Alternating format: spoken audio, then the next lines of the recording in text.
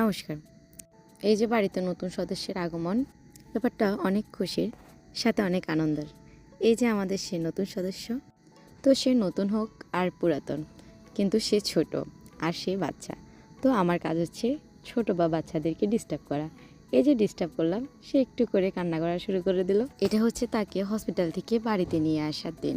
ও আসবে, ওকে দেখার জন্য সবাই কতটা এক্সাইটমেন্ট নিয়ে বসেছিল, যদিও আমিও ছিলাম।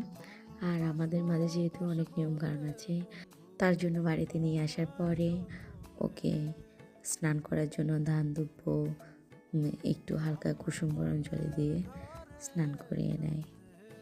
আর ওকে স্নান করায় ওর দিদা, মানে ওর জীবনের প্রথম বউ যাকে বলা হয়। স্নান করা বলতে ওই যে ছোটো বাচ্চা না, তো একটু উষ্ণ গরম জল দিয়ে শরীরটাকে মুছে দেয়, দিয়ে ব্যাস ওকে রেখে দেয়। রেখে দিয়ে ওকে ঘরে নিয়ে যাওয়া হয়।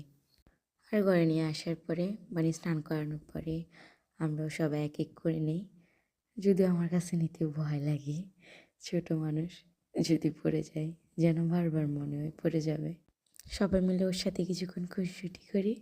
খুনসুটি বলতে ওকে ডিস্টার্ব করা, ওই যে শুরুতে বললাম আমার কাছে ডিস্টার্ব করতে খুবই ভালো লাগে ছোটোদেরকে। আর ওর সে কী কান্না!